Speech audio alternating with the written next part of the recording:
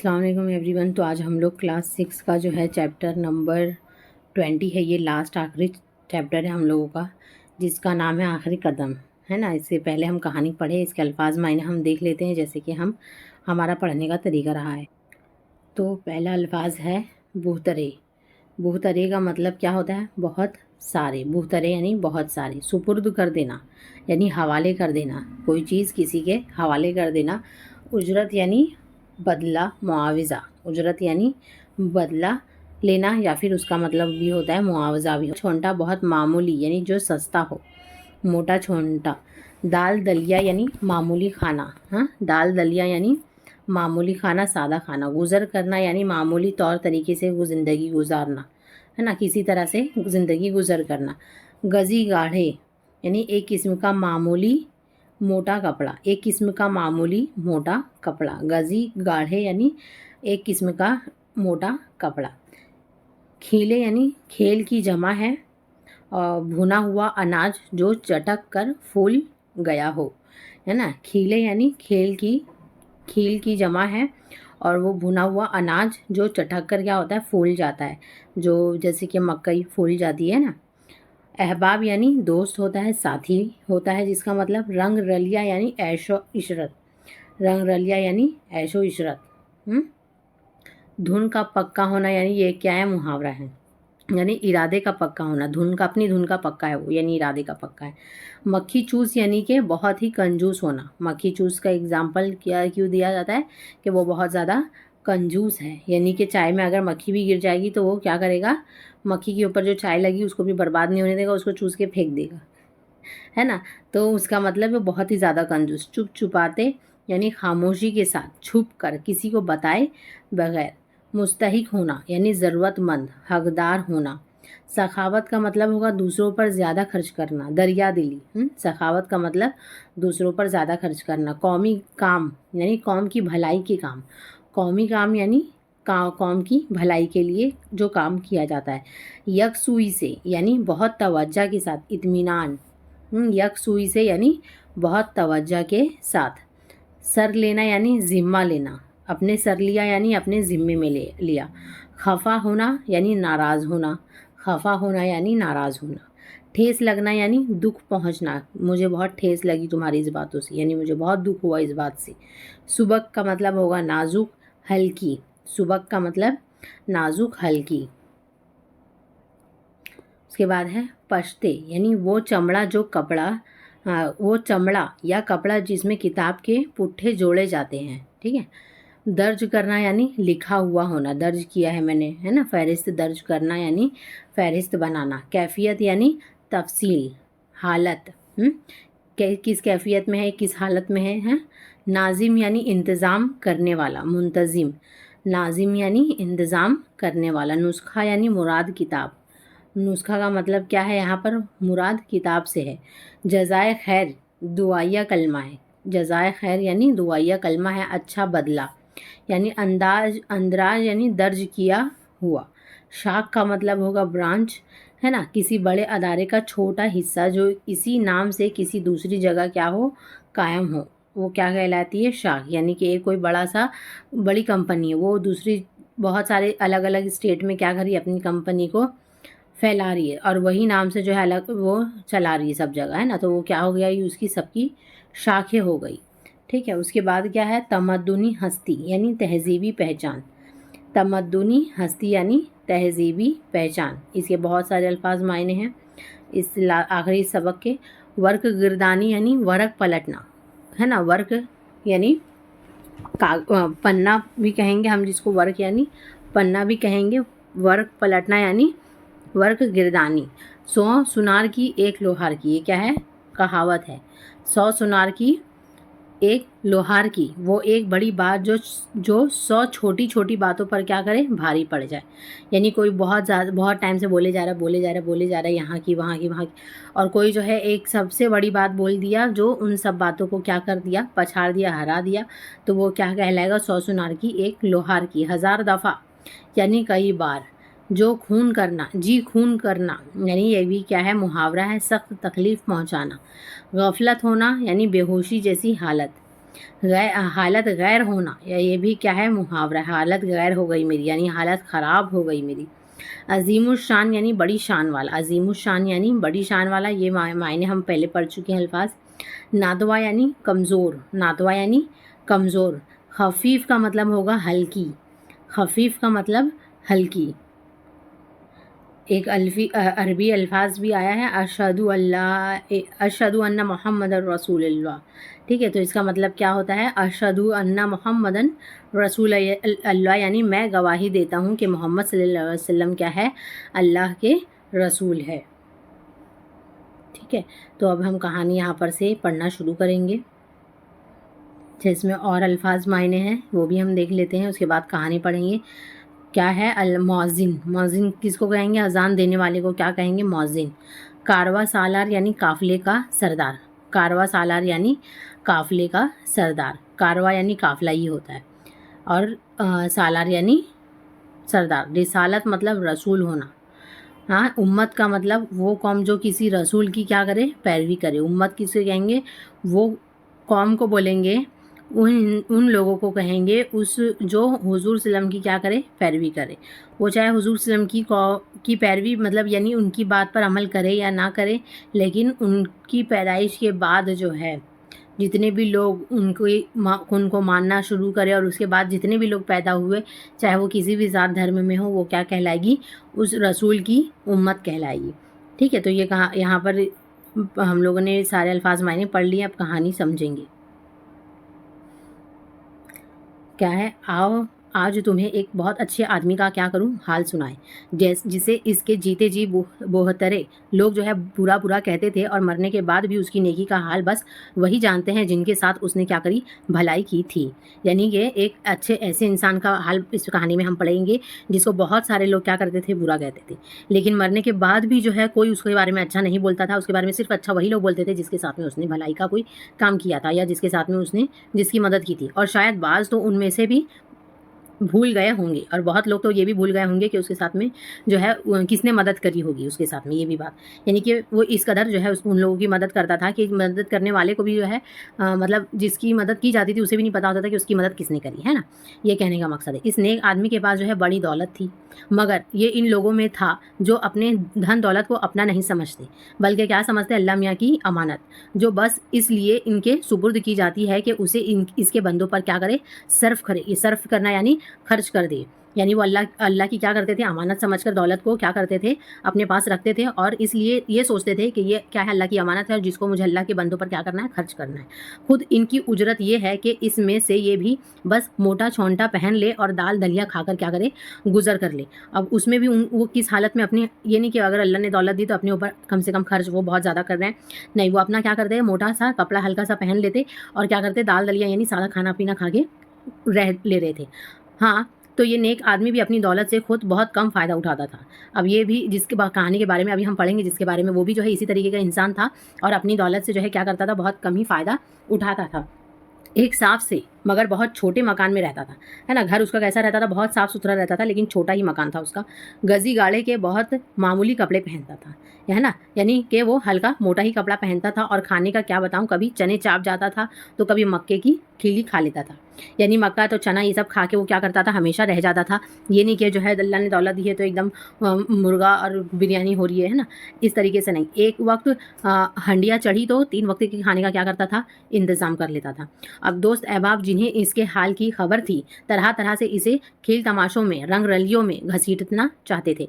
यानी जो दोस्त इसके बारे में जानते थे कि इसके पास बहुत दौलत है, बहुत पैसा है, और अगर ये हमारे साथ हो लेगा तो क्या करेगा, बहुत हमारे ऊपर खर्च करेगा, खिलाएगा पिलाएगा, है ना, तो इस वजह से क्या करते थे, उनको बार बार खेल तमाशों में, रंग रंगलीलियों में, यानी त्योहारों में क्या करते थे, जानबूझ के उसको घसीटते थे। मगर ये क्या करता था, हमेशा कुछ ना कुछ बहाना करके टाल देता था कि अगर वो जाएगा तो क्या होगा, उसका पैसा वहाँ बेफजूल में खर्च होगा, यानी ऐसी चीज़ों में खर्च होगा जिसका कोई फ़ायदा मुझे आखिरत में नहीं होने वाला।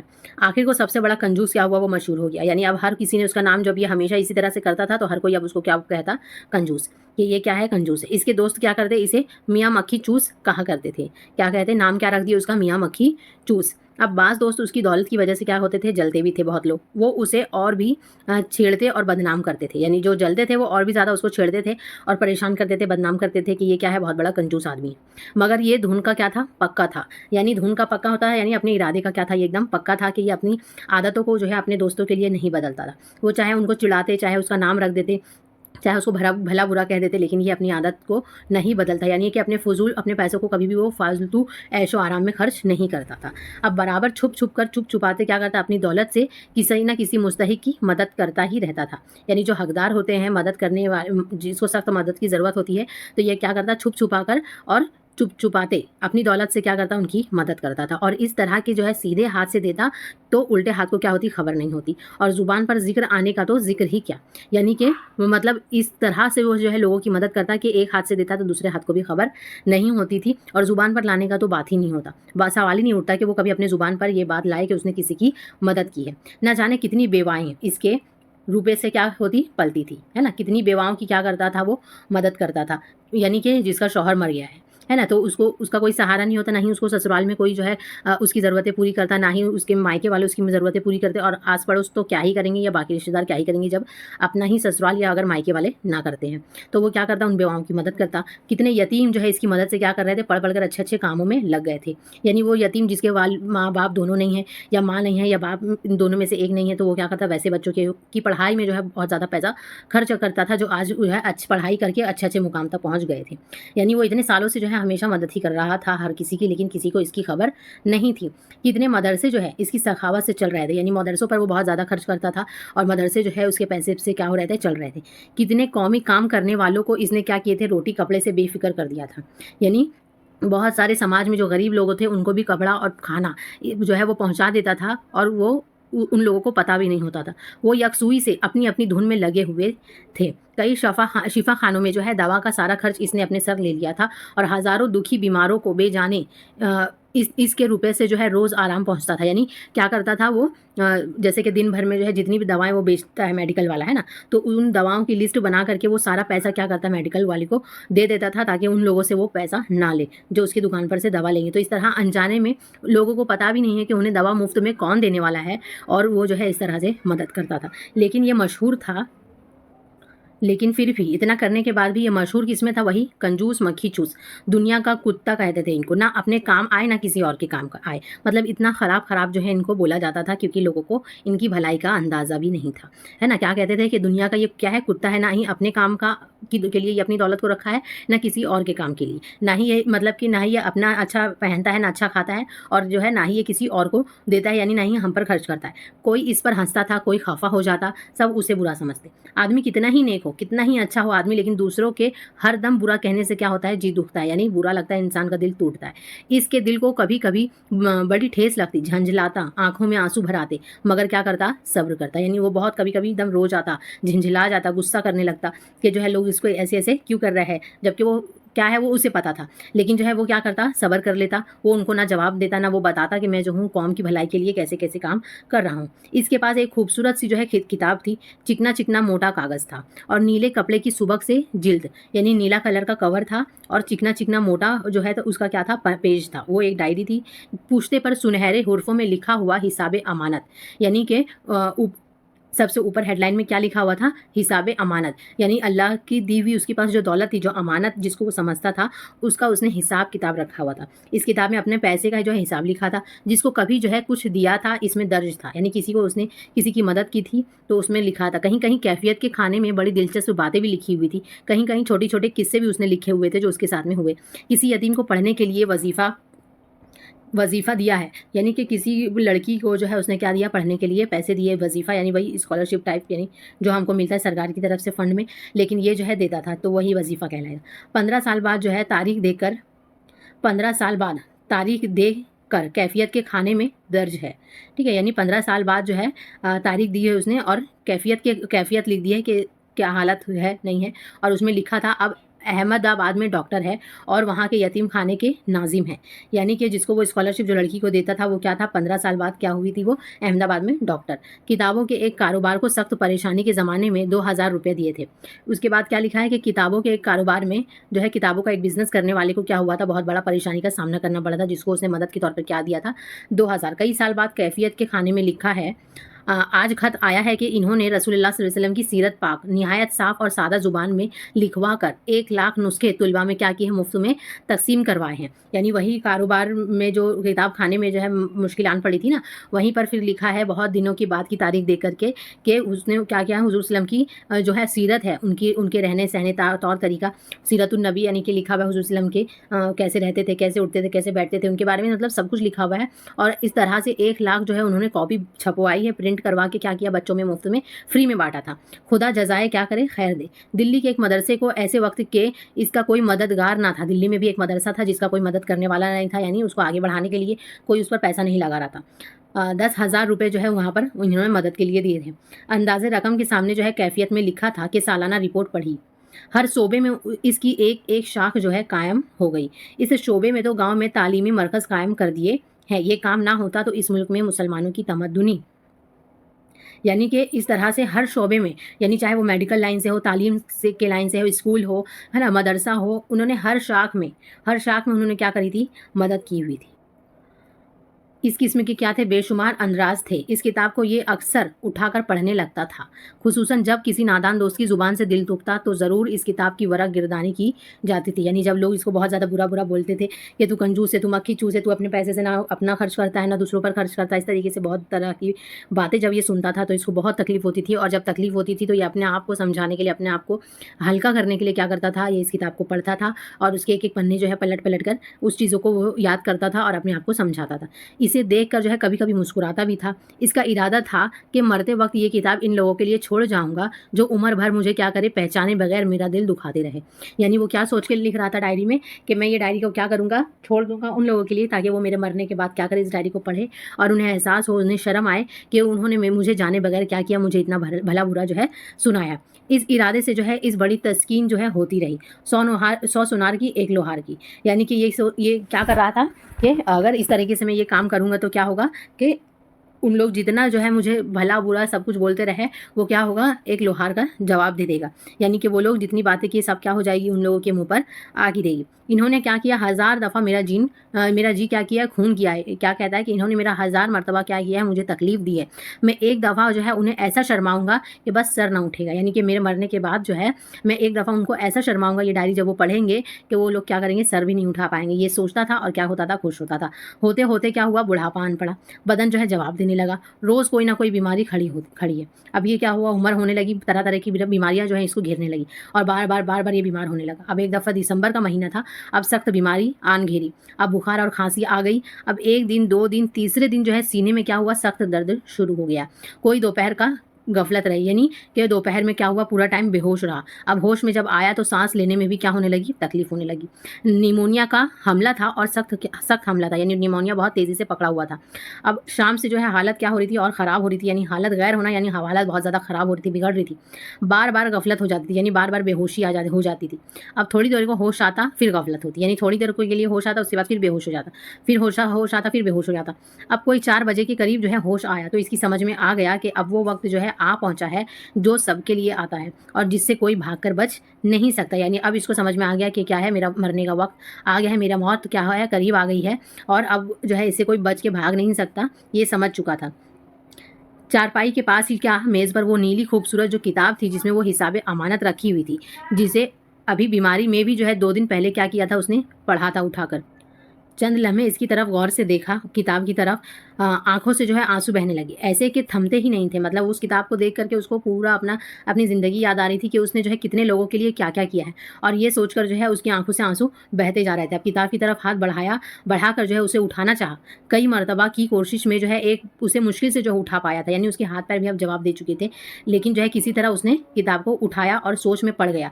ये अजीमुशान जो है घड़ी है और ये छोटा ख्याल। अब वो क्या सोचने लगा कि इतनी अजीमुशान घड़ी है मेरे ऊपर, अजीमुशान घड़ी क्यों है, क्योंकि अब वो मौत के करीब आ गया है, अब उसको मौत आने वाली है। तो वो खुश क्यों है, उसको अज़ीमुश्शान यानी बेहतर घड़ी क्यों कह रहा है उसको, बेहतर वक़्त, क्योंकि अब वो अपने खुदा से मिलने वाला है और अपनी दौलत का क्या कर रहा है, वो हिसाब किताब बराबर उसने किया है, इस वजह से वो खुश है। अब उनको शर्मा कर तुझे क्या मिलेगा, यानी इतनी छोटी सोच कर रख कर जो है वो क्या करेगा, ये चीज़ वो सोचने लगा। तू अपना काम कर,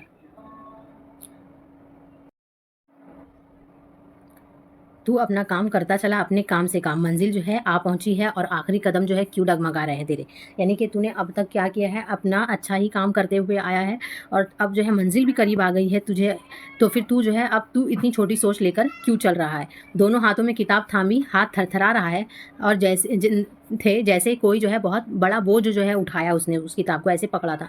अब बड़ी मुश्किल से जो है तकिए पर से सर भी कुछ उठाया और नाथुआ जिसमें की सारी आखिरी कुव्वत लगा दी और सिर्फ सर्फ करके, यानी सारी कुव्वत लगा करके क्या किया उसने, किताब को उसके पास वाली बड़ी अंगीठी में जो है फेंक दिया। और जिसमें जो है कोई 2:30 बजे जो है नौकर ने पहले से क्या किया था, कोयले डाले थे और मियाँ को सोता जानकर दूसरे कमरे में जो है जाकर सो गया था। ठीक है, यानी उसके नौकर ने जो है आग लगाया हुआ था, तो वहीं पर उसने क्या करा, अंगीठी में ही उस डायरी को उठा करके फेंक दिया। किताब जो है जलने लगा और उसकी नज़र इसी पर जो है जमी थी। जिल्द के जलने में जो है देर लगी, फिर अंदर के कागज़ों में क्या लगी, आग लगी, तो इसका शोला उठा। इसकी रोशनी में इसके होठों पर एक खफीफ सी जो है मुस्कुराहट दिखाई दी और चेहरे पर क्या हुआ, अजीब इत्मीनान। उधर मौज़िन ने जो है अशहदु अन्ना मुहम्मद रसूलुल्लाह कहा और नेकियों के इस कारवां सालार की जो है रिसालत के ऐलान के साथ ही इसकी उम्मत के इस नेक राह रो ने हमेशा के लिए क्या करी, आंखें मूंद ली। यानी कि उसने जो है उस डायरी को किसी तरह उठाया और पूरी जान लगा करके उस अंगीठी में फेंक दिया। धीरे धीरे जो है वो डायरी का ऊपर का हिस्सा जो है कवर जला, उसके बाद पूरा पेज जल गया और आग लग गई वहाँ पर। अब ये देख कर जो है उसको बहुत इत्मीनान लगा और जो है उसके होठों पर क्या आ गई, आखिरी बार मुस्कुराहट आ गई। और जैसे ही उसने उसमें आग लगी वैसे ही जो है अजान होती है, अशहदु अन्ना मुहम्मद रसूलुल्लाह, मौज़िन अजान देने लगता है और जो है इस इंसान की क्या होती है, ये दुनिया से रुखसत हो जाता है। अब ये कहानी को जो है लिखने वाले हैं डॉक्टर ज़ाकिर हुसैन। कहानी को किसने लिखा है, डॉक्टर ज़ाकिर हुसैन ने। तो इस कहानी से हमें यही पता चलता है कि हम चाहे लाख अपनी नेकियां करते जाए, लेकिन कोशिश बस यही रहे हमारी कि हम जो है कभी भी इस पर घमंड ना करें कि हमने जो है इतना ये किया है, वो किया, किसी के सामने इसका जिक्र ना करें और ना ही अपने मन में जो है कभी उस चीज़ को दोहराए। नेकी करे और खुद भी भूल जाए, इस तरीके की नेकी करें। ठीक है, तो ये कहानी यहाँ पर खत्म होती है। इसके क्वेश्चन आंसर जो है मैं अलग वीडियो में करवाऊंगी और जो है अगर आप लोगों को एक्सप्लेनेशन अच्छा लग रहा है, समझाने का तरीका, तो कमेंट्स में ज़रूर बताएं। कोई सलाह देनी तो वो भी दे सकते हैं और वीडियो को शेयर करें, लाइक करें। Thank you so much.